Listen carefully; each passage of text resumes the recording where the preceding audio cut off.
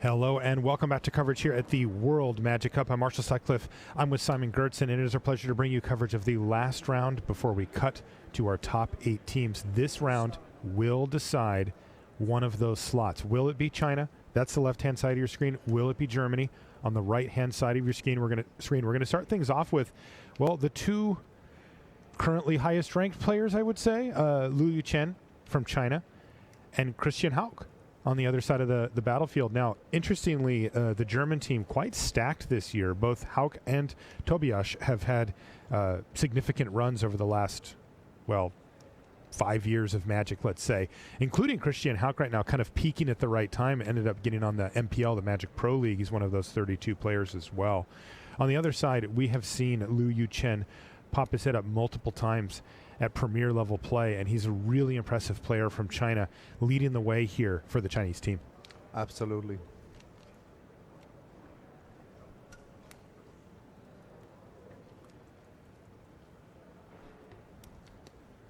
Quite the quick start here by Liu, who is putting on a little bit of beatdown, but that's usually not how these games continue because the ground gets clogged up with those Explorer creatures very quickly. Yeah, and we see that we're looking at the mirror match here. The Golgari mid-range. Now, the other teams, the other decks here are Izzet Drakes and Selesnya tokens for Germany, and two completely different decks on the other side for them. For China, it's Jeskai Control and Big Red. So two different takes on the format, but they did both stick the landing here on this Golgari mid-range deck. Yep. Almost as different as it gets from what we've seen, from the lineups that we've seen. Some interesting matchups too. All of these. I do like the Golgari mid-range mirror. It is quite important to have to sequence your cards correctly. This does seem right up your alley, Simon. Oh yeah, I would be most likely be a Golgari mid-range player when it comes to Unified Standard. Thrashing Brontodon's going to get offered up for a trade here for a Jade Light Ranger, and it's going to take it too. Hauck says, yeah, you know what, let's just do that. What's the follow-up here, though, for Liu Yuchen? Well, it's not bad. It's Merfolk Branchwalker, which is going to trigger the Wild Growth Walker as well. But then it's just land, go, to end the turn here for Liu Yuchen as he passes the turn back to the German Christian Hauck.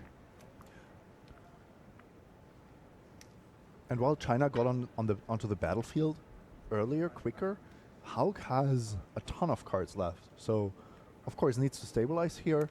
Healthy life total, I would say.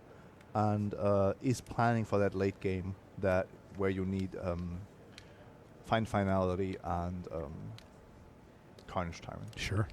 The two big finishers that we see most commonly out of this Golgari mid-range deck. And now we're going to have a dogfight here. Ravenous Chupacabra takes down the Wild Growth Walker, but then gets taken down by its own kin on the other side of the battlefield, clearing the way for a little attack for 3 damage there from Liu Yuchen. Again, kind of playing the aggressor here, but it almost never ends up that you can get ahead with some of these smaller creatures and actually finish the game from that point in this matchup. You're definitely going to take those shots. You're going to deal those 3 damage, but it's not where you want to be in the long term. You know that it's so unlikely that this chip damage is going to matter. Hauck is a little bit punished here with his 3 swamps, because Wild Growth Walker plus Jade Light Ranger just not possible here. Right, and that is a 1-2 punch that we've seen throughout the course of the World Magic Cup, and of course, just in general when it comes to this Golgari mid-range deck. And he's going to have to put that on hold for a turn. Looks like he is considering using Find here to grab back a Ravenous Chupacabra and a Jade Light Ranger, fueling the next 2 to 3 turns of action, though Finality can have a unique effect on the board, and he may decide to hang on to it. And with the Jade Light Ranger already in hand, it is less important to get another one from the graveyard. Or you could just do it later if you really need it. But Hauck looks like he's going to prioritize mana efficiency and do that play. He's actually going to leave the Ravenous Chupacabra in the yard and just take the 2 creatures left. Honestly, Ravenous Chupacabra is not that good in this matchup. Okay. Sure, if there is a Wild Growth Walker on the other side, you might want to deal with it.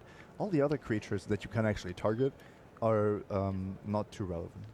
Now, what did he end up grabbing, though? Was it a Wild Growth Walker to Yes. go with the Jade Light Ranger? Wild Growth Walker and a Jade Light Ranger, which is now the second one in his hand. Awkward. And if Llanowar Elves survives, he has the 3 green. Once again, Liu Yu-Chen, though, taking the aggressive route here, using Cast Down to kill the Wild Growth Walker. And like you said, hey, you'll take it. And look at this. Christian Hauck does not want to trade off his Llanowar Elves for a Merfolk Branchwalker when it's his 3rd green mana source. This allows him to make the play that you described earlier, Simon, the Wild Growth Walker into Jade Light Ranger. Yeah. And the reason that I'm not moving the advantage bar here is that I actually think that these plays are somehow benefiting Hauck, Yeah, even though he's taking this damage. Right. Simply because negating this life loss is relatively easy for the Golgari mid-range deck. There are other things that are much more difficult to come back from, which is exactly those power plays. And Liu hasn't drawn very powerful cards thus far. It's not often that you see a player use removal spells on back-to-back turns to clear the way for some damage and have the advantage bar go away from them. But I do feel like this game plan here from Liu Yu-Chen is a short-term gain, but a long-term loss in a matchup like this. And you said it a second ago, erasing those attacks. He gains 6 life just that turn, and Christian's going to gain another 6 next turn minimum if he wants to deploy that second Jade Light Ranger. I mean, that's more than those attacks. Well, look at that. Look at the life totals. Right. 15 plus 6 is 21. And then we have parity, and basically everything that happened before, it doesn't really matter anymore. Then it's about Planeswalkers. We're talking Karn Sign of Urza, Vivian Reed, and then Carnage Tyrants and Fine Finalities. The one thing that the one price that Hauck had to pay was that he already spent one of his Fine Finalities. Yes. So here's Karn Scion of Urza. You just mentioned that card a moment ago. He finds a swamp rather than a Carnage Tyrant. Liu Yu-Chen says, I think I'll just give you a swamp here. But that does mean that a land is going to allow Midnight Reaper to hit the battlefield as well. And this one's really just spiraled out of control here for Liu Yu-Chen. Even an attack. Wow, that's aggressive. Jade Light Ranger says, I'll trade off for any 2 of those. Yeah, I mean, I understand that with the Midnight Reaper in play, that is kind of an exciting proposition. I think when you play your Karn, there's always this natural play of just keeping everything back and saying, look, you have to do something. You have to deal with Karn, otherwise I'm getting a Carnage Tyrant next turn. Because here, this line of block with my Chupacabra, get it back with the Memorial to Folly. Kill your Wild Growth Walker. Yeah, you are giving your opponent options, but if all these creatures die and Midnight Reaper is on the battlefield, that's great for Hauck. Sure. Yeah, you could actually see an interesting decision there for Hauck. He could have dealt all the damage to Llanowar Elves so that the Chupacabra stays in play. Oh, that's interesting. And this exact play is not possible. Do you think he should have done that? I know it's a little cute, but I kind of think that might be correct here. Like a random 2/2 on the board is doing basically nothing at this point. Yeah, and that way you keep your Midnight Reaper around. Right. Also, in addition to that, that turn for Liu Yu-Chen would have been nothing. Mm-hmm. Like he just had nothing going on. He had an unknown card in hand, but clearly would have played it already. To be fair, you can't really plan for that. You're not expecting the turn to be nothing. You are expecting something to come out of your opponent's deck. Like what?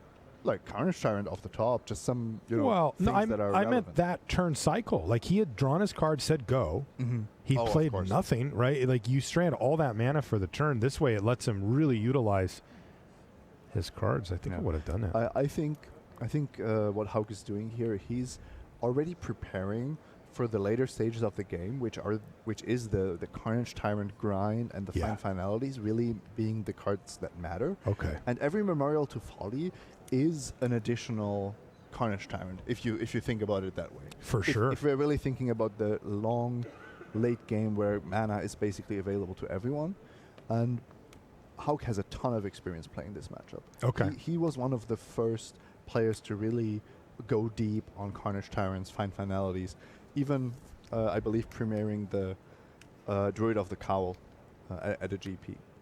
Speaking of, There it is, in conjunction with Carnage Tyrant. So players playing at a high level here. Christian Hauck perhaps allowing Liu Yuchen to make what looks like on the surface a good play, but thinking in the ultra long term says, all I care about is you cashing in these Memorial to Folly so that you don't get more Carnage Tyrants than I do. I also clearing the board. Sorry, I also disagree with the decision to let the Midnight Reaper stay alive. So the way Liu played this, the double block meant that Jade Light Ranger yielded a card for Hauck, and then destroying the Wild Growth Walker with Midnight Reaper still on the battlefield, another card. So I would have preferred just a chump block with the Chupacabra, no card for Hauck, then you kill the Midnight Reaper. Sure, that's one card for Hauck, but at least not more. Yeah.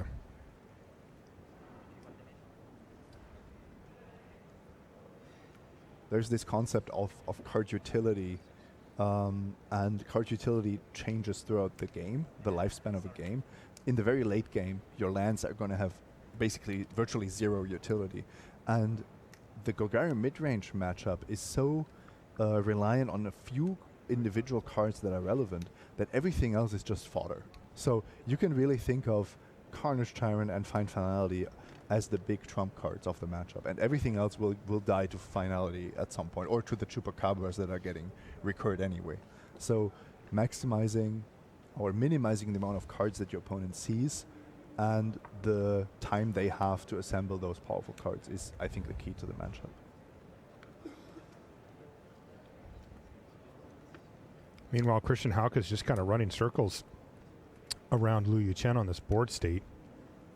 Yeah, and remember how visually, at least, it looked like he was the one losing this game. Yes. Now he's got more cards in hand, a better battlefield. He's up a Planeswalker on his opponent.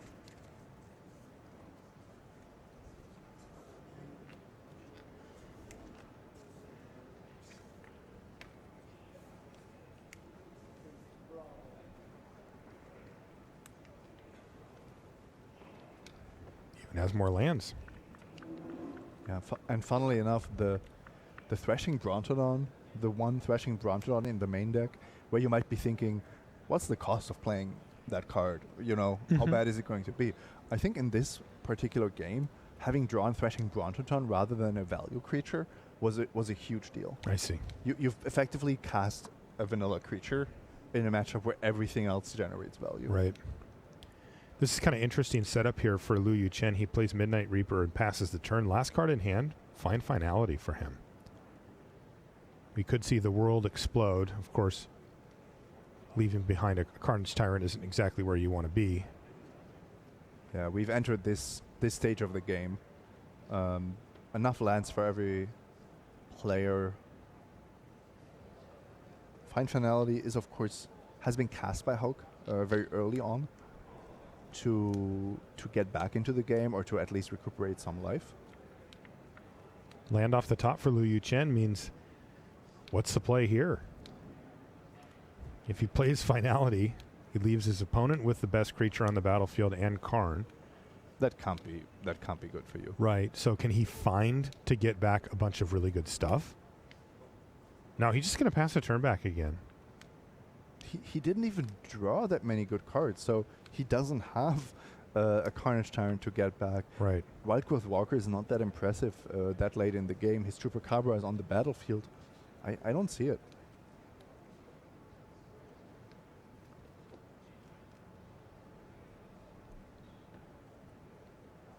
Actually, these players both on 3 Tyrant, 3 Find Finality, so they basically have the exact same setup. But main deck Karn Sign of Urza only in Hauck's deck. I don't see a main deck Planeswalker for Yuchen. No Vivian Reed? Oh yeah, no main deck Planeswalker outside of other than Vivian Reed. Okay.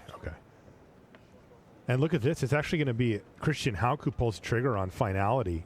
But you can see why. He's going to draw 4 or 5 cards. So is Liu Yuchen, to be fair, but Carnage Tyrant with the 2+1/+1 counters on it survives the ordeal, and Karn is still sitting there just generating huge value. That both the Carnage Tyrant and the Find Finality came from Karn.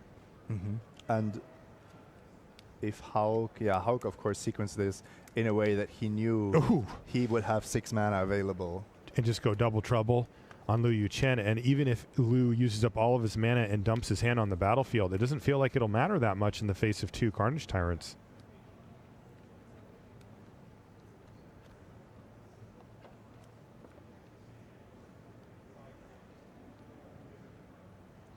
It's funny how the control decks have adapted to the existence of Carnage Tyrants, but somehow in the mirror match it's still the key card, the trump card. And only because finality is such a powerful sweeper. Liu's doing some math here. He's got a finality in his hand as well, though it doesn't look very good. Okay, he's got 1 Carnage Tyrant to trade off. Where does this go from here, though?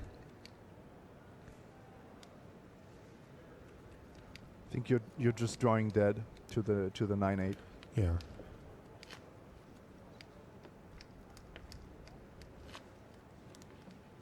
And once again, Christian Hauck is going to use Karn, Scion of Urza. And Karn has really been the card that's powered him through this middle to late part of the game. So it has been the difference. Super powerful here. And you have to envision yourself, how am I going to win my Golgari mirrors? And this is exactly the board state you have to envision. It is this Carnage Tyrant with the 2+1/+1 counters. And now we see Christian Hauck just emptying his hand on the battlefield. No nonsense here from the German. Passes a turn back for what's surely to be the last turn. And that's it. Liu Chen's going to scoop up his cards, and Christian Hauck is going to join Mark Tobias as Game 1 winners for the German team. Ausgezeichnet. Genau. And it looks like we're scooping up our cards on our far table too. I didn't see who won offhand. Did you catch that? No, that was too quick. Yeah, I just saw 2 hands getting scooped up, and we'll get that updated in just a moment to see if it was Zhu or Joachim here.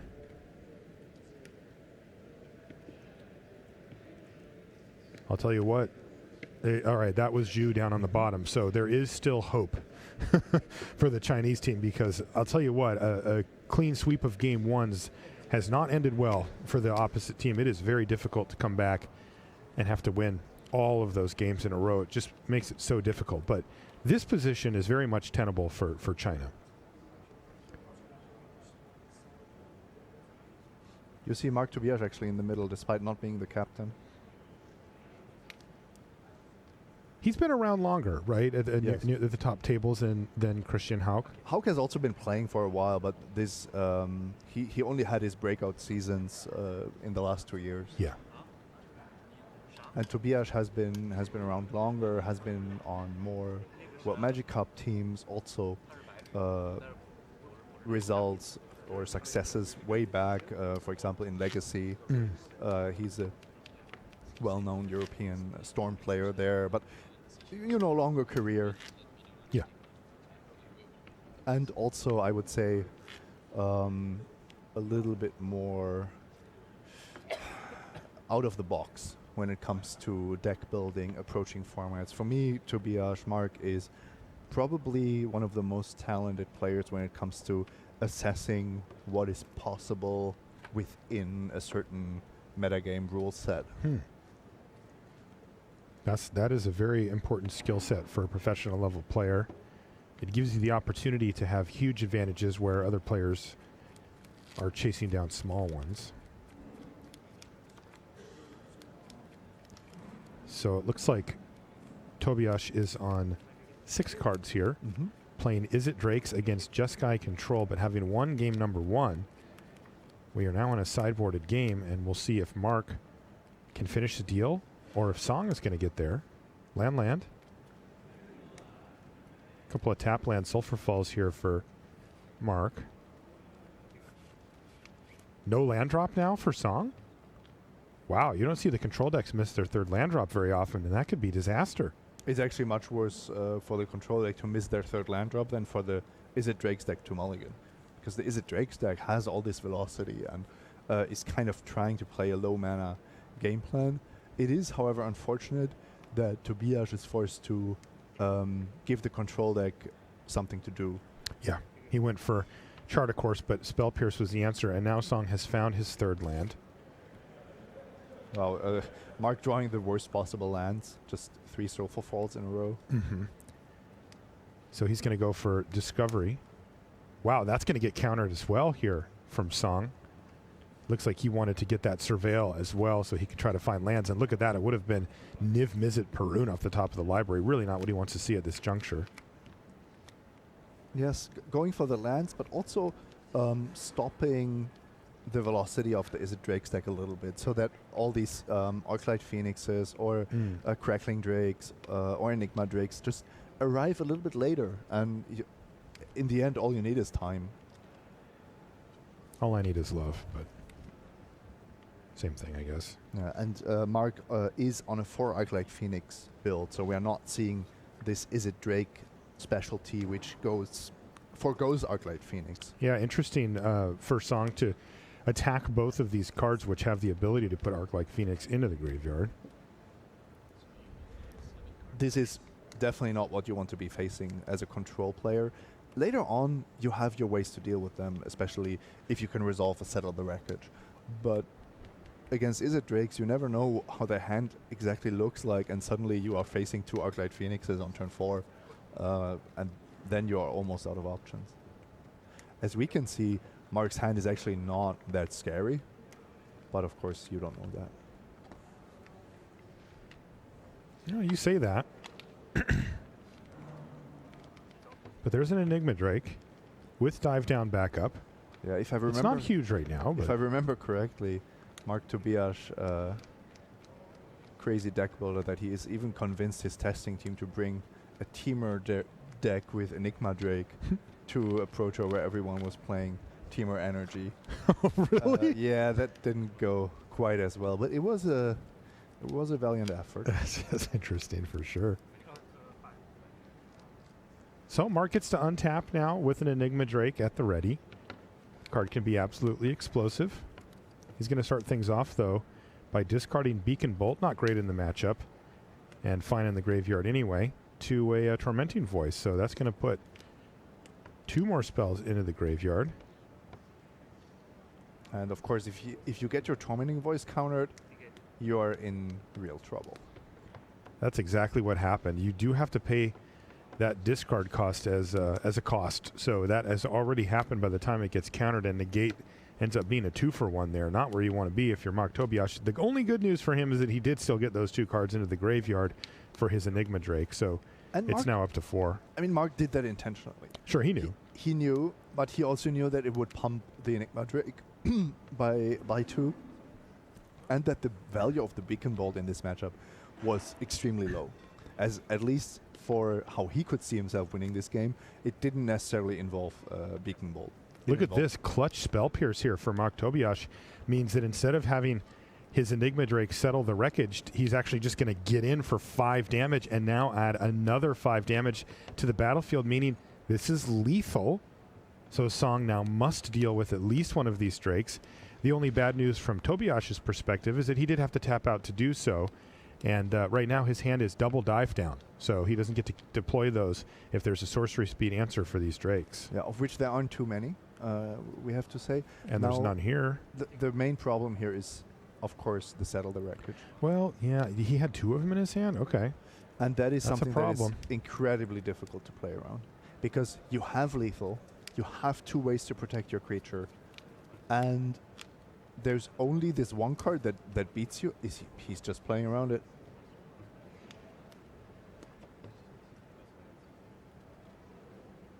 Okay, it is a debate. I mean, you have to attack with 1 regardless, right? I think. I mean, isn't it just extremely risky to just not attack at all?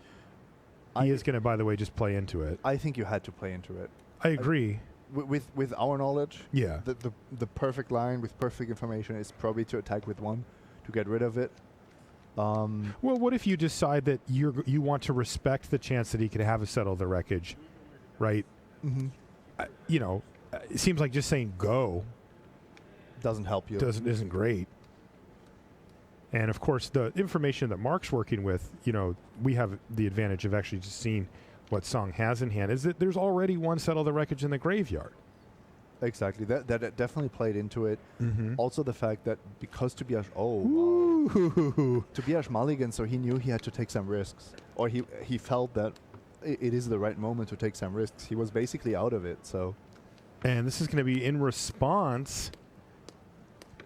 A Chemister's insight, but Niv Mizzet, of course, is going to hit the battlefield regardless and pose major problems here for Song. So Mark just wanted the basic lands from the Enigma Drakes. Yeah, that's what it was. It was a ramp spell. And now he even had the land to protect his Niv Mizzet. Beautiful. I'm not completely unbiased here, and I'm not going to pretend I am. I think the World Magic Cup allows for a little bit of I agree. national pride. Okay, here's Crackling Drake now from Song. 8. The interesting part, of course, about Niv Mizzet, though, is that if Tobias gets to untap, Niv Mizzet could just end up mowing down that Drake anyway. Depending on that draw step, but there's also the Beacon Bolt. Beacon right? Bolt, yeah, exactly. That's what I was thinking. And then we are looking at lethal, I believe, if that resolves, if the Beacon Bolt resolves. I mean, if it doesn't, are we still that's still Beacon Bolt plus another spell, so that's 2 cards, 2 damage, plus the damage that's already happened. It adds up very quickly. And we know there's dive downs that he can just fire off. As good as that Crackling Drake is, it's not going to threaten Mark Tobias's life total in any meaningful way. So I think Mark can even just play a relatively slow game, but the Beacon Bolt looks fantastic. It really does. Main phase dive down to draw a card and do 1. I'm assuming to Song because the draw step damage went to Song as well. It doesn't seem that Mark's on the plan of firing off 4 spells and their cards worth at the Drake, especially with that Beacon Bolt in hand. So Mark says, does this resolve? And here it is, Beacon Bolt out of the graveyard thanks to Jumpstart.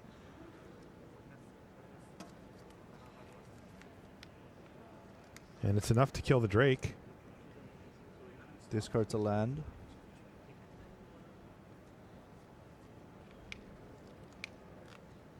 Should get to draw with Niv Mizzet. Maybe Song has a response here.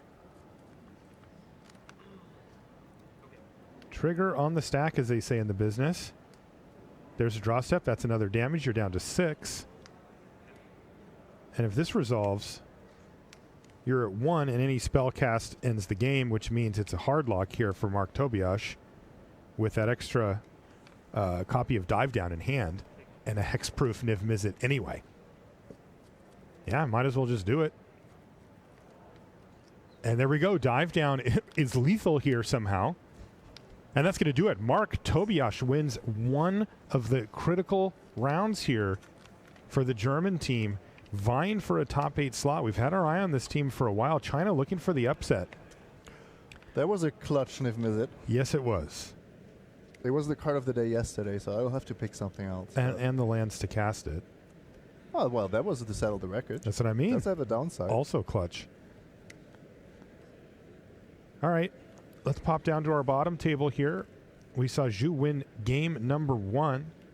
Just at the very end of it, we didn't really get to see much of it. But this does seem like a rough one here for the German side.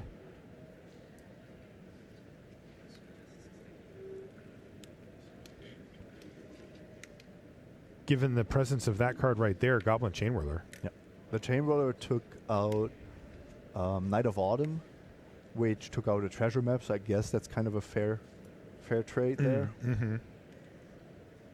But ultimately, the threats of the big red deck just seem to stack up rather nicely against the Selesnya tokens deck. David's just going to attack with everything, throwing Imara Soul of the Accord into that Phoenix, signaling perhaps that he has another one in hand. Not uncommon to see a play like that from a legendary creature. And what's interesting to me is how There she is. How we basically see a lot of teams with the standard lineup make the top 8, but there are also multiple teams that are saying this Lesnian Tokens deck, it didn't really convince us. And we have something else up our sleeves. Li Shiqian said something like this. We heard Shahar say that it's not always where he wants to be. And here you see China, no Selesnya Tokens deck. Can you try shuffling this way? Shuffling this way.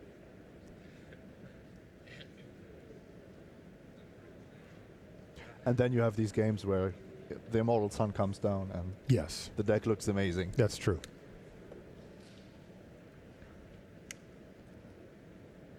Got a bit of a slugfest happening now. 7 damage coming across here for Zhu. With authority, I might add. And look at why. Who can play tokens now, says Siege Gang Commander. Going old school here for Zhu as well. I like that. Old school, probably Chinese Siege Gang Commander with the old school tokens. Yes. Those are, That is a classy move. I think those are from Legions. The tokens? Yeah, something around that era. And of course the Siege Gang Commander from Scourge.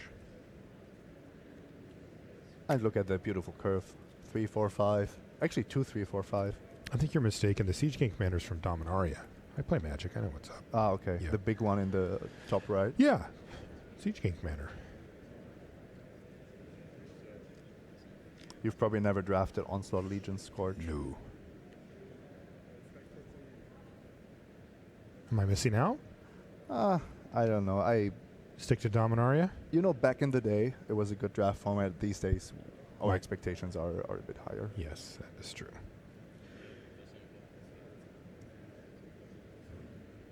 Is that Mark Tobiash's hand there guiding the ship here? I would usually assume so. You know, Christian Hauer is just grinding his Golgari games, and Yes. Mark is doing a little bit of everything. Not that his Is It Drake's deck isn't difficult enough.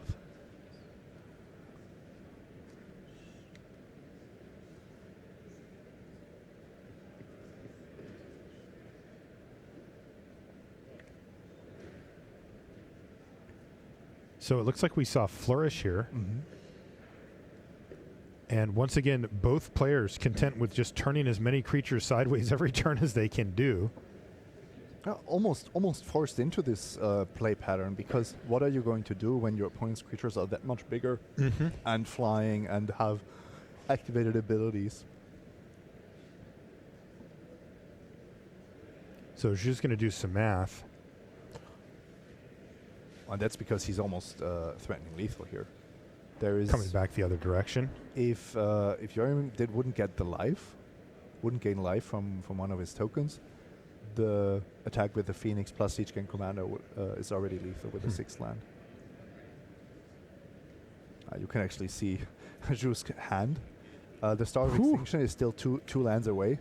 Fight with Fire, of course, not going to get kicked very soon, but maybe just takes out another creature. I also would like just attacking with the Phoenix, keeping up mana with the Siege Gang Commander active. Makes life very difficult. What is this Lesnian David. token deck going to do? Right. Because the game plan here for the German team seems to be to find another mass pump spell and just kind of chain them together. Yeah, And then the Siege Gang Commander interrupts that pretty nicely. and then you want to gain life with those 2 life linkers, but that's not going to happen because of Siege Gang Commander. So let's play a game. What's the card you want to draw with Right. the Selesnya tokens deck? Right. And I mean, generally speaking, I would think cards like Flower Flourish, Tristani. Okay, you know, I these- block your life linkers, you're dead. Right. And you just die. How about March of the Multitudes? It's 1 turn too late. Yep. I attack you, and I shoot you with Siege Gang Commander. So Yes. basically you're in this spot where even with perfect draws, it becomes incredibly difficult to get out of this. Well, it looks like the first striker, the Goblin Chainwhirler, is going to come in alongside, which means that it won't be able to block a lifelinker coming back the other direction. But still, Siege Gang Commander is going to Siege Gang Commander. Can even toss that Chainwhirler if needed. And Zhu Ming in great shape with big red against Selesnya tokens. Oh, there was even more removal somehow? Oh, was that just a activation of Siege Gang? Okay. That was March of the Multitudes, I think, off the top of the library, but you said it. Too late. And Joachim just dropped down to 8, which is of course very relevant because now we have the Phoenix plus the 2 goblins. Actually, there's another goblin chain warrior. Yeah, I said that. You can even chuck that one if you need to. Now, Zhu does have to make sure that this Phoenix actually hits first, right? Like, yes, but he has not a problem. If he doesn't tap out for some reason. Right. This is actually the perfect spot because you're going to bring down your opponent down to 4, and then you have 6 instant speed damage. Yeah. So there's Not even basically responses. No Yeah. way to get out of it. I think Joachim knows it as well.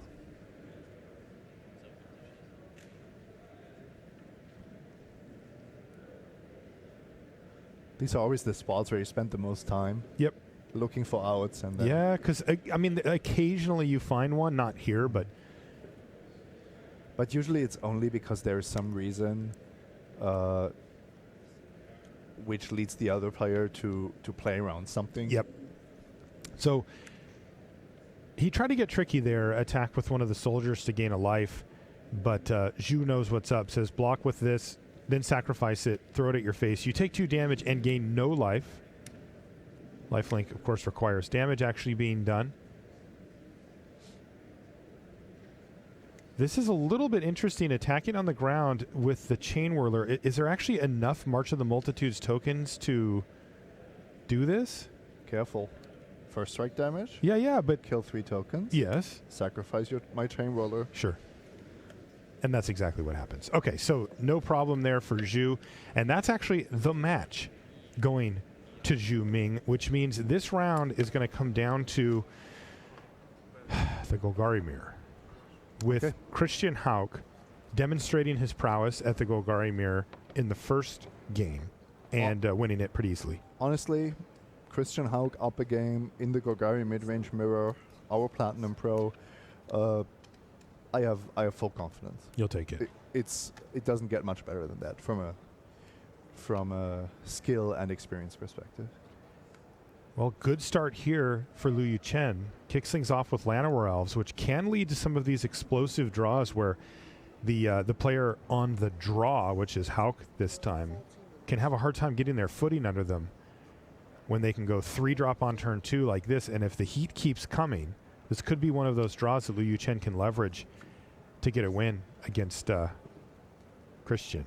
Absolutely, and look at not only Slow. and it's not only a fast draw by Liu, but it's actually one that also has the late game cards already. So that's the scariest part. Wow, this game might be over very, very quickly. Yeah, we're going to need to see something here from Christian Hauck, or this one could be done. He does have an untapped 3rd land, but with 7 power on the board, a Jade Light Ranger looks pretty good here. Oof. We know how important Carnage Tyrant can be in this matchup, but boy. It's absolutely the card you're looking for. Is it really? Well, no, not on this board. Okay, I was going to say, I matchup. assume he's considering putting it into the graveyard at this point. No. Christian Hauck's going to keep it. And I agree with it. It's not the card you need right now, but it's the card you know you will need if you want to win the game. If you're going to win the game, you need it. Okay. So here's trades offered. 2 Midnight Reapers hit the red zone. Hauck can block one of them, but that, of course, means that Lou's going to get a bunch of cards, 2 more. He also could trade off some of life total here. He's at 17, could go down to 11, but it's risky business.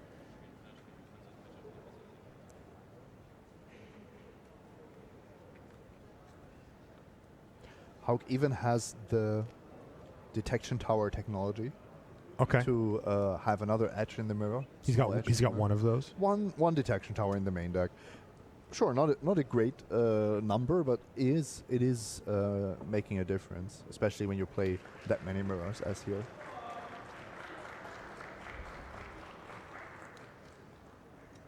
Somebody just won. Just heard a bunch of applause from the main part of the tournament area there. And the interesting part about this round is that there are not that many tables left playing. Yes, we had 4 of our slots filled, and this round will fill the other 4. It's just 4 tables, 4 win innings. Yes. That's it. Nice and simple. And wow, Christian Hauk did end up taking the full 6 damage down to 11.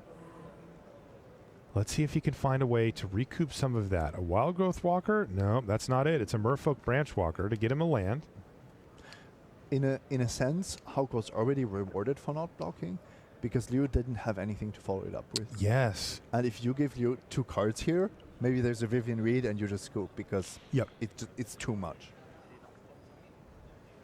Christian Hauk debating the benefits of both and coming out on the side of, I'm going to have to use my life total as a resource and try to deny you as many cards as I can, even at this early juncture.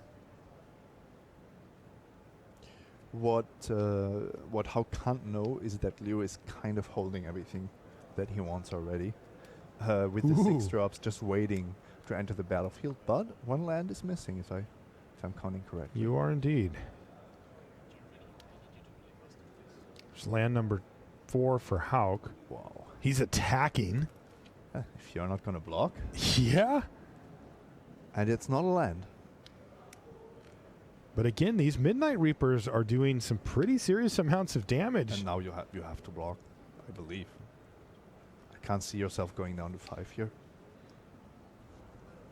There's also this thing about the Midnight Reaper. You don't want to kill both of them simultaneously. It is actually better to kill them one after the other so that the second one doesn't see the first one. Oh, I see.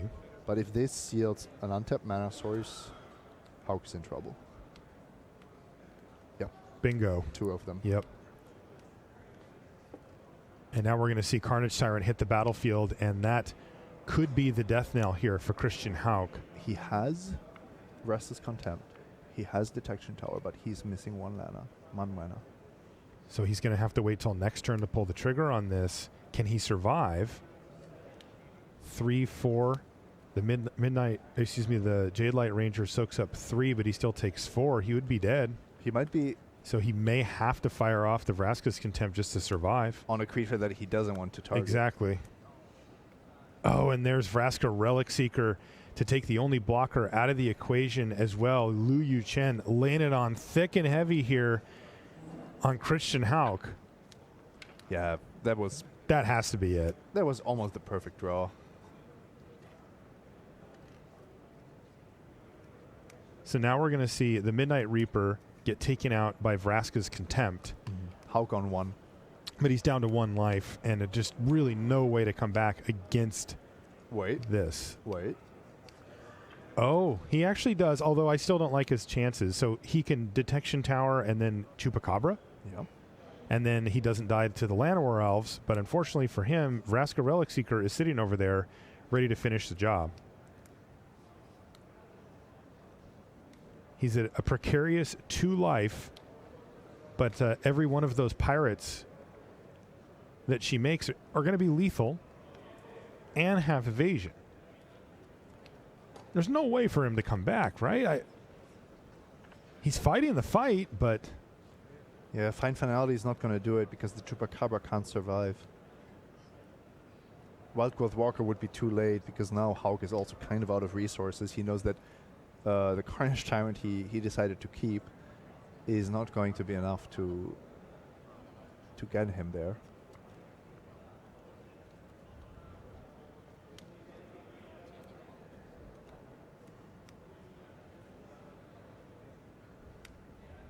Jade Light Ranger now for Lu.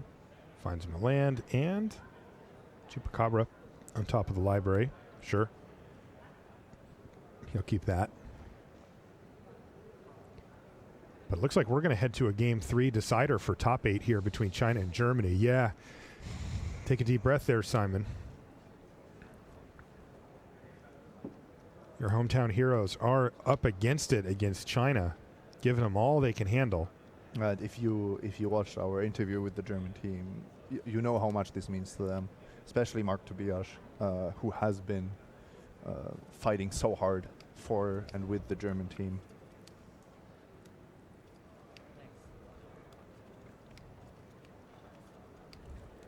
By the way, card of the game, Llanowar Elves. Turn 1 Llanowar Elves. Yeah. Still good. Midnight Reaper also supreme.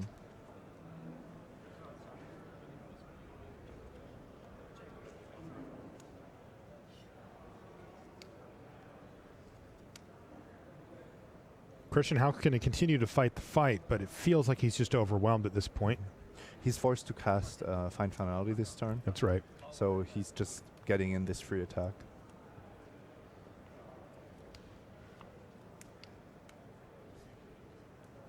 But I suspect we're going to see Memorial to Folly used by Lu Yuchen at some point this turn on the Carnage Tyrant. Like that. And again, the real issue here, though, is Vraska Relic Seeker as well, is just creating these lethal 2/2 menace pirates every turn as well.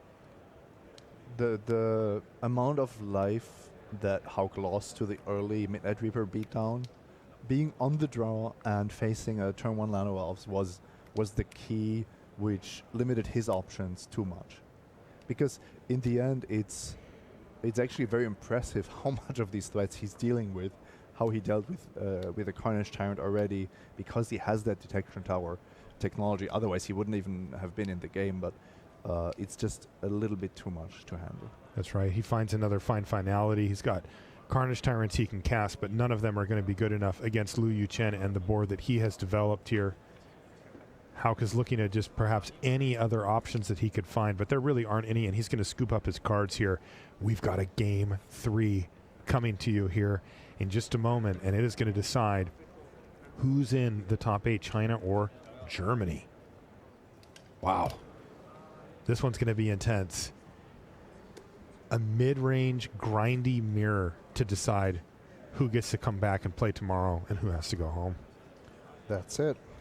Hauk on the play. Supported by Mark Tobias and David Joachim.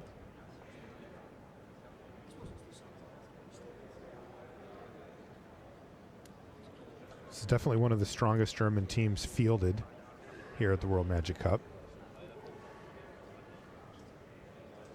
I'm not surprised to see them having made a deep run here into day number 2. But Lu Yuchen, I've mentioned him before, he really has proved himself to be quite a player at the top tables at these international tournaments, and he is presenting a big problem for Christian Hauck right now, pushing him to game number 3. Still, you have to favor Hauck here, right? He's going to be on the play this time. We actually saw that the early tempo boost is very relevant, even though in a lot of games both decks kind of negate each other. But if you start with 3 creatures before your opponent has a single one, that is of course absolutely critical. The fact that those were Midnight Reapers made it extremely difficult for Hauk to find even I don't even want to say the right line, just finding a good line to stay alive and at the same time not give the opponent the draws towards those counter tyrants and other problematic creatures. It's easy to say now that, what if he blocks earlier? He has a lot more life to work with.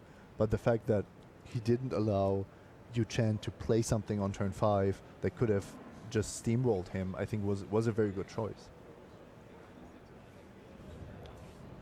Should also mention, by the way, the team from China here is quite strong as well. I mentioned Lu Yuchen and his successes that he's had, including a Pro Tour top 8, by the way, on his resume.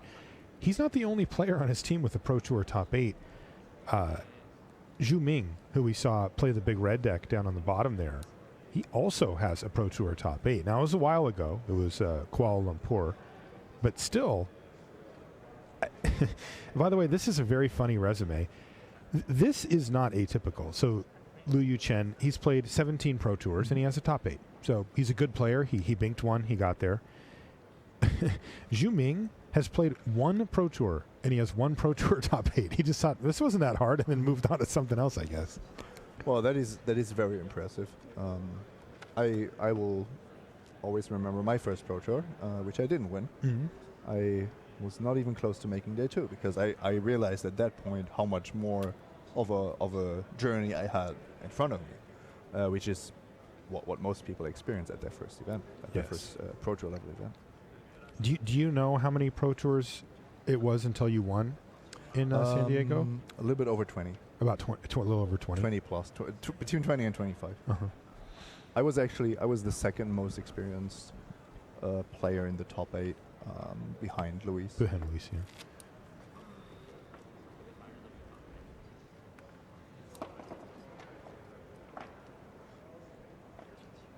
Maybe tied with Craig Resco, but who wasn't a proto champion at that time.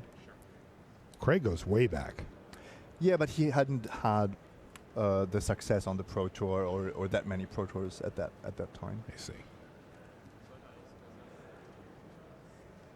These guys are making it exciting, taking their time. I think there's a mulligan here. For which side? Oh, maybe not. They're both presenting. It's either both or none. So, yeah. 3, 4, 5, 6, 7. Yeah, no, they were just keeping the suspense up for us. Ooh, Okay, I saw guys. Llanowar Elves in a forest for Christian Hauk. What more do I need? One time. I'm cashing it in right here. Okay. And then tomorrow again. Well, your daily one time has been used. There it is. Llanowar Elves on turn 1. This is the same play that we saw Lu Yu Chen play last time. And look, he's got his own. Yeah. And This could be a firefight. Let's see. Yeah, this might be one of these games where the two decks are operating at almost the same speed, almost the same power level. Oh my goodness, look at that. 2 lands off the top of the library from that Jade Light Ranger, fueling the fire here for Christian Hauk. The question is, what does Lou have to add to the battlefield using his Llanowar Elves? He's got the Woodland Cemetery. Does he have a Jade Light Ranger? No, he's got a removal spell. It's a cast down for the opposing Llanowar Elf. So again, we see Lu Yu Chen going for the short-term gain here, and he adds another Llanowar Elf to his side of the battlefield. So the mana advantage very firmly in Lu Yu Chen's side of the table, but can he capitalize on it? And is it a good long-term strategy? Because ultimately, you just saw 2 free lands for Hauk. In his hand! You want to flood him. You don't want to restrict his mana. Right. So it's a very, very short-term kind of play. Oh, wow. Did Hauk find 2 lands when he didn't have any in his hand? Oh, it does look like it. Oh, man. Christian Hauk going, let's just see if we can hit a land here. And there's land. Okay, sweet. We're in business. Christian's going to offer a trade. Jade Light Ranger for Llanowar Elves, but Lu Yu Chen's going to decline it. Fined for a single Llanowar Elves. Wow. Lu Yu Chen must feel very smart now. He says, if you're going to do that, then I'm going to be happy about it. So very much an interesting battle here. This is a mana fight. Both players doing their best to keep the other one off of Llanowar Elves. And that poor Llanowar Elves is bounced to the graveyard, back on the battlefield, and back to the graveyard again. And that has actually another super important reason, super interesting reason, and that is the Eldest Reborn. Liu not only wants to keep Hauk off of mana, but also off of these creatures. And it's kind of disguised right now. Yes. Hauk doesn't know that this is part of the strategy. By the way, the Llanowar fight continues. Now it's Ravenous Chupacabra off of an untapped Overgrown Tomb from Christian Hauk to take down the opposing Llanowar Elf and leave it just with 1 left on the battlefield for Lu Yu Chen, although he could find some action here. But I think he needs lands. Didn't play one last turn, I don't believe. And yeah, he's going to put Midnight Reaper in the graveyard. Yep. Unfortunate, but completely understandable. Yeah, he'd love to keep that Midnight Reaper, but he can't afford to miss a land drop, especially given how we've seen the players prioritize this. The first one to get a Carnage Tyrant down could be the one to win this game, this match, and this round for their country.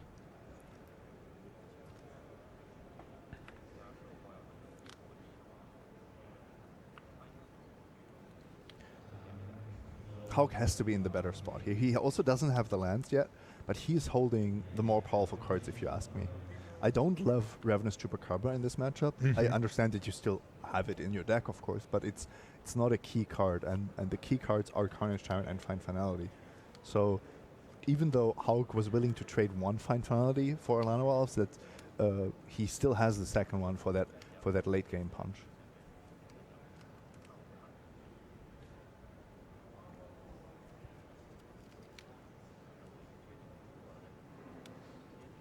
This is a super interesting turn.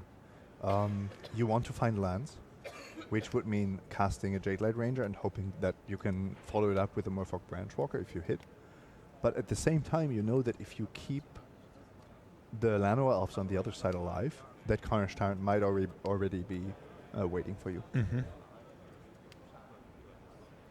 In fact, it's not. So that's a very big game. It's interesting to me, though. If you do make that play, though, I mean, you are going to see a Carnage Tyrant on the other side of the battlefield. It may not be next turn. Mm-hmm. It's coming. No land. Is Hauk forced to just put Vivian Reed into the graveyard as well? No. Do you really want to draw her? If we're thinking about what, like, the bad thing that can happen, I don't think you want Vivian Reed. In the worst case, there's going to be a Carnage Tyrant, and that Vivian Reed is a dead draw. No, you can't leave that on top. Right. So Vivian Reed and Midnight Reaper hitting the graveyard, but potentially being cleared out of the way for a land drop for next turn. Let's see what we have here for Liu Yu Chen. Finds a land off the top of the library.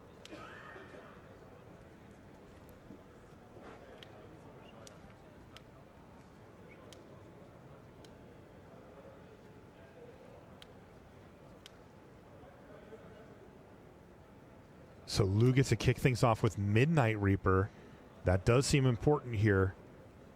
Yeah. It allows this Jade Light Ranger to attack, and Hauk, while he may have wanted to make a trade before, doesn't look like he wants to now. No, I think what he wants to do is he wants to shoot down the Midnight Reaper with the Ravenous Chupacabra, and afterwards he has all these blockers again. Then he has blockers again, that's right. Another missed land drop here for Hauk. He did not find one on the top of the library this time. Oh, he was so lucky with the double Explore, finding 2 lands. He really was, but it seems to have fallen away from him a bit. Look at his hand, though. He's got a Branch Walker, another Jade Light Ranger. He's got Carnity and Find Finality as well. He has all the pieces. It's just a matter of whether he has enough time. Now, the good thing is, Liu is actually not pressuring him. Right. So this is the way that he can find himself the most time. I am a Ooh, look at this. Getting in there. That's 6 damage. That seems to be Hauk's favorite part of the Yes. mirror match. Whenever there's an opening. Incidental damage, I'll take it. It's a lot, by the way. That does knock Liu down to 11. Yeah, and this damage is actually very relevant because Midnight Reaper also becomes a liability at some point. Here's Duress. This is going to find Finality in hand now and take that away. That's the only legal target in Hauk's hand. It will also let him know that there's a lot of value coming Hauk's way over the course of the next few turns as he uses these Explore creatures to try to find lands and then eventually stick Carnage Tyrant. It's fascinating to me how the Chinese team ended up at such a different strategy and even sideboard plan for this matchup, and both are being successful with it. Duress and the Eldest Reborn, a lot more basically tempo focused plays in the early game with just removing every Lano Elves you see, whereas Hauk is, well, clearly geared for the long game. Exactly, right? just saying. I mean, he put a detection tower in his deck. Like, he wants to know that there are answers in his library for everything that he could face. In the end, you know? By the end of it. What matters in the end is that I have a Tyrant and you don't. Right. So quite fascinating. And then again, Liu is playing a tempo game, but isn't pushing damage as much as Hauk is. Right, so Hauk somehow is the one who's attacking the most. Here's another Ravenous Chupacabra. This one's going to take down the Jade Light Ranger, and now they're just trading off Chupacabra activations, and there's another one off the top of the library now for Hauk. Still no land. No land, but he can now I think he has kill to something. Explore. He needs to explore into lands. Okay, so the question is then, is it Merfolk, Branchwalker, or Jade Light Ranger? And he's going to go for the Jade Light Ranger. That is not a land. It does produce mana. Is this a land? No, it's a Carnage Tyrant. And this one may be slipping away. This long delay on finding extra lands here for Christian Hauk is really starting to add up. And let's not forget, there is the Eldest Reborn in hand for Liu. Those graveyards are starting to get nicely filled up here. Yeah, that's already a creature dying, a Tyrant being reanimated, and a card discarded for Hauk. Not in that order, but.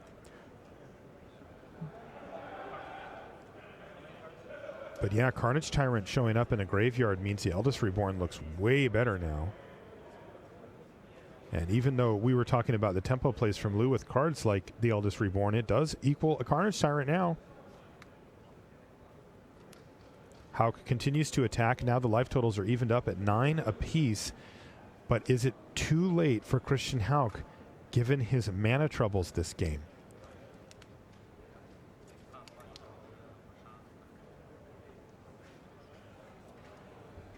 Another duress. This one, unfortunately, for Lou, is going to find nothing. Yeah. That's why I'm not a fan of the duress. Yeah, that is a big deal. I mean, that is one of the ways that Hauk can chip his way back into this game. It is a does few seem more dead draws. like a high variance card. Either you snatch something amazing, or Yes. you lose your card.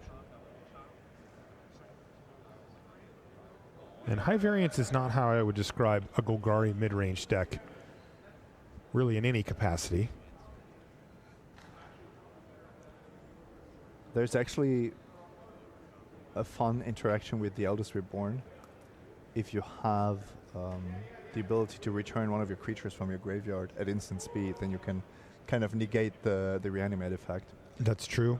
on your side of the battlefield. Right. The one we see the most often is Memorial to Folly, though. In this matchup. Yeah. Right, but that won't happen here. It was a land off the top of the library, but it was a forest. Yeah, and imagine if the Jadelight Ranger finds a land on top and then a spell. It's a completely different story. Totally. Right? Because you have the spell, you can cast your Branchwalker, and then you can actually leave gas on top of your deck. And if you run out of explore creatures and you've been forced to take those lands, then suddenly you don't have the value engine anymore that this deck requires. It looks like Liu Yuchen's going to actually cash in Llanowar Elves just to save 4 damage. At this point, his life total is down to 9, and it does feel like if he's going to lose, that's how it's going to go. That's why Hauk declined the trade, even though it looked like quite a natural trade there, the two Jadelight Rangers. Hauk was saying, I'm kind of behind here. I need to find some ways to generate something, even if I don't have much. And that was his answer, to say, I'm going to race you. Mm-hmm. Chupacabra on Jadelight Ranger, maybe? That seems to be the most obvious straightforward play, but there are other options with a Merfolk Branchwalker in hand here for Hauk. If he had a detection tower, I would definitely not cast the. There's a duress on the top of the library for Hauk. He can't wait to put that one in the graveyard. Mm-hmm. Of course, the Branchwalker also just there to maximize Hauk's chances of ripping a land or just having the 6th land. So that he can get a Carnage Tyrant down to battle the opposing.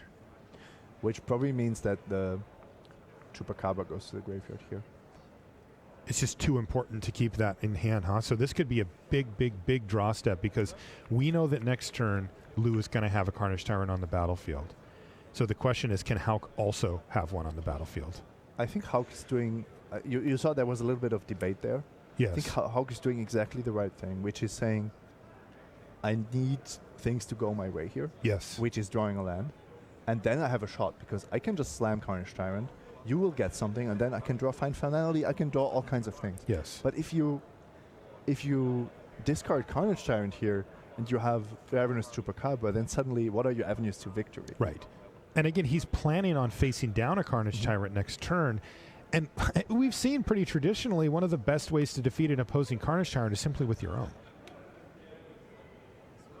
Block, as it goes, I should say. So this is Jadelight Ranger for Lou, and now his other Jadelight Ranger is going to attack.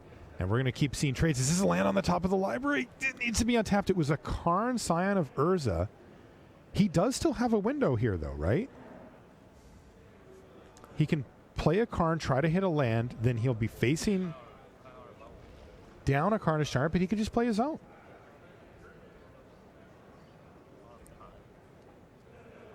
Is that a winning game plan? It's the only game plan he has. Yeah. So, but can he win if that happens? I think he can still win.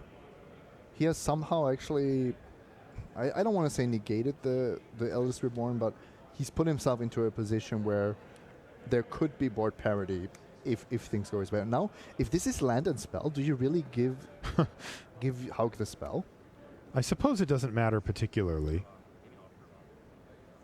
Though giving him a Llanowar Elf here does not seem ideal, as that would guarantee him the ability to get to 6 lands next turn. So he's not going to let that happen. Take of Vraska's Contempt. There's nothing even left to target with it at this point. So now... So here we go. Carnage Tyrant. Right. Yoink for Liu Yuchen, trying to put China into the top 8, and he's the first one with the Carnage Tyrant on the battlefield. It is a lethal attacker. And check this out. There goes Karn. So we have to now see an untapped land on top of the library. You know which land I want to see? Detection Tower. Sure. Oh, sure. He missed. That was not a land for Christian Hauk. And this one has well and truly fallen apart for him. It does not feel like there's any way out at this point. Christian Hauk and the German team fighting and fighting. Liu says, are we good? Did we get there? Team China looking for their spot in the top 8, and all he needs to do is attack with his Carnage Tyrant. And it should be a done deal.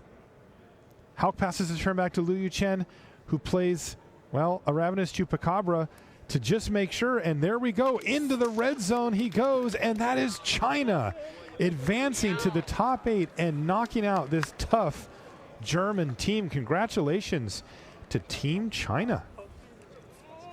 Well played by both sides. GG's. A tough loss to take. This might be the hardest round to lose. Germany has been in this position before, missing the top 8 just barely. But very well done by China. Yeah, seriously, really well done. Tremendous players. And yeah, just a hard-fought mirror match. I have to say the Chinese team's underrated as well. Oh, absolutely. Right? I mean, again, Liu Yuchen having been an established pro in recent times, but then also talking about his teammate there, both of them with Pro Tour top 8s on their resume. Now, it's a little one Pro Tour played with one top 8. A top 8 is a top 8. I know, but it isn't still like a full-time professional Magic player, which is kind of what you but insinuate. Isn't the key that China has been getting better year after year? Yes, absolutely. And now they're in the top 8 along with 7 other teams. We're going to take a short commercial break. When we come back, we'll have all the updates and everything here from the World Magic Cup. Don't go anywhere.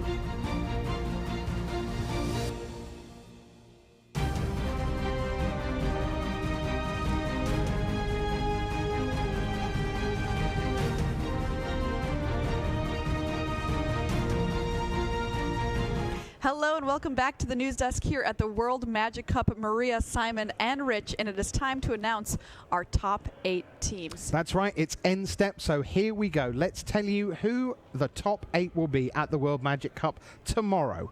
We begin with Pool A, and the first team through are Hong Kong. Let's take a look at them for you. There we are, Li Shichan, Alexander Dadiko, and Wu Confai. Hall of Famer Li Shichan leads the way, a member of the MPL, the Magic Pro League. Also, from Pool A, advancing in the last round, it's Slovakia.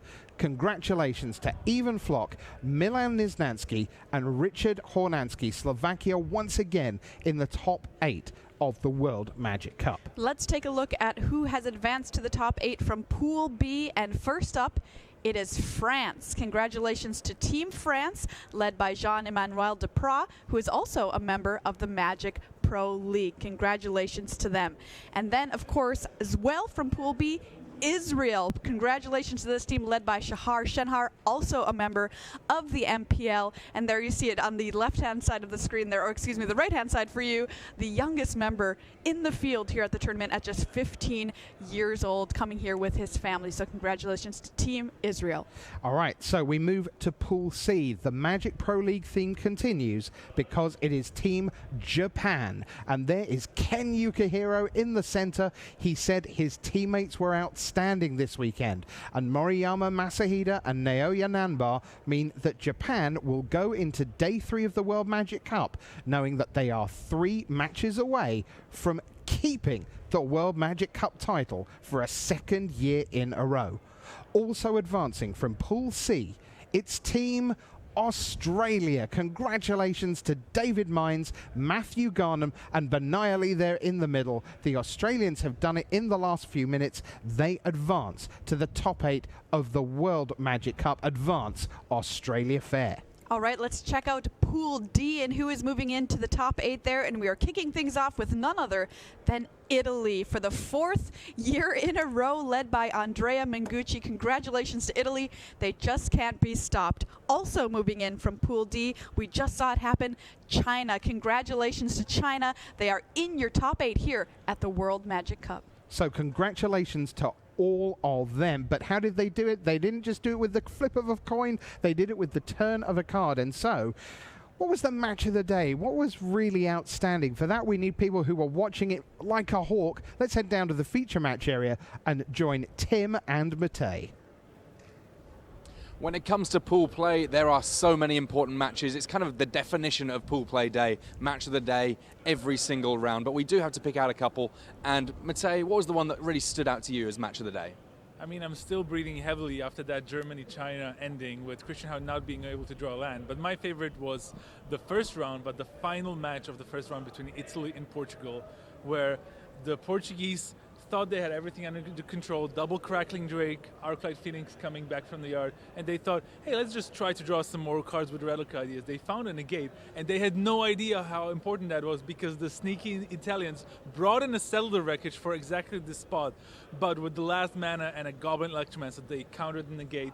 Countered with the negate on the Cellular Wreckage and won the match. Unfortunately for Portugal, they didn't make it into the further because they did lose to Italy later on. Well, yeah, it's funny that you should mention Portugal versus Italy as your match of the day, because my match of the day also Portugal versus Italy, but a different match. One of the slightly unusual things about pool play, if it works out that the pairings break right, you can end up playing the same team twice. Now, Italy, day 1, they had gone completely undefeated, and they kind of have a bit of a history with the World Magic Cup that they always seem to do well. Andrea Mengucci, he's had a first, he's had a third, he's had a fourth, and you could tell that Italian team was rocked to pick up their first loss of the tournament. So when they had the opportunity to maybe exact a little bit of revenge on Portugal, you could see that they had the bit between their teeth and they were ready to play. And, well, the second time round, when they maybe got the measure of the Portuguese, it was a little bit more one-sided, but just for sort of the overall story of what it meant for the tournament, for me, my match of the day, the third round of today, which was the second time that Portugal played Italy. Thanks so much, Tim and Matej. Well, it is time to turn to Simon for our card of the day, and you've got a good one. It was Nif Mizzet yesterday. It's going to be another 6-drop creature that is just defining standard at the moment. I'm picking Carnage Tyrant as my card of the day. We've actually seen it so many times be the deciding factor in the Golgari mid-range mirror match, and of course also an amazing card against control. You know, and there's been a lot of questions around Carnage Tyrant too, like how many of them do you include in your main deck? We even saw it in the main deck of a mono black deck so far this weekend. So it's been around for a long time, and a lot of questions about it still popping up in the standard format. And actually, now that the format has adapted to it, the gameplay it offers, I think, is actually more dynamic, more interactive than you would think, because suddenly creature combat is relevant, blocking is relevant, trample is relevant, detection tower is relevant, and that fine finality, that for me, it's actually almost a duo of the day, because Carnage Tyrant followed up by finality, I should say, is just the 1-2 punch that wins games in standard. How important do you think detection tower is right now? Well, it is just the card. You include one card in your deck, and it's gonna give you a few percentage points in the Golgari mid-range mirror match, which I think was great of Christian Haug to include. But of course, a single card is not gonna turn a matchup around. All right, great stuff. So our card of the day is Carnage Tyrant. What about our team of the day? I imagine it's someone who made it into the top 8. Brian David Marshall can tell us more. Welcome to the Andrea Mengucci Travel Agency here. Our team of the day is Team Italy, and this is the 4th year in a row that Andrea Mengucci has made it to the top 8 of the World Magic Cup. Something special comes with that top 8, right, Andrea? It does, it does. I got to qualify my 2 teammates for their first Pro Tour, which will be the Mythic Championship in Cleveland, and yeah, they're obviously very excited about it. Now, you actually joked about this. You're starting to feel pretty comfortable with making the top 8 of this event. You know, you made some jokes on Friday that, you know, they won their, you know, at Nationals and qualified them for the Pro Tour. Yeah, Maria interviewed me on Friday, and she asked, tell me about your teammates. And I said, yeah, they've never played a PT before, but, you know, they'll play the next one because this will qualify them too. And, you know, it happened. Now, we slide over here. Tian, tell me about this whole experience. What has this been like for you? I know you've really been enjoying being on camera and being able to watch yourself play Magic. What's that like? I like very all the friendship, the tension, the victories together. It's all amazing emotion. Yeah, I can express myself really. Matteo, what have you learned from playing with Andrea Mengucci here on Team Italy, and now getting this opportunity to extend that mentorship maybe to the Mythic Championship? What can I say? It has been great, but it's pretty hard work in the previous day. They work very hard. They definitely work very hard. I put them down to work every day from 10 to 2, and they did that, so here we are. What is what's the match when you guys look back at this day 2? Is there one match where really everything hangs in the balance? That was the one moment that really clinched it for you? I think against Germany in the first round of the second group, I lost my first match immediately, like very fast, and he was down a game, and Tian was up a game actually. But like, you know, we were kind of behind, and then they brought us here for the game 3, but like everything up to that was very tense, and here we were very behind, and then Tian drew the second Immortal Sun, and then from there he drew like 3 March in a row. But that's kind of like the repeat of this tournament. He just drew March every time, like the first March called the second one. We joke about calling it Splinter Twin because he was just going March and then on top either Flourish for lethal or just another March which was lethal. It was just it was great. All right, you heard it here first. March of the Multitudes. It's like Splinter Twin, and these guys are hoping that now maybe they can help Andrea become the first 2-time World Magic Cup champion in Italy as well. It's going to be an extraordinary day tomorrow. So we know our top 8, Simon: Hong Kong, Slovakia, France, Israel, Japan, Australia, Italy, China. Obviously, we're going to go and look at matchups. We're going to go and look at deck lists. But your instinct, what are you looking forward to tomorrow? I have a soft spot for Italy. I've lived there a few years.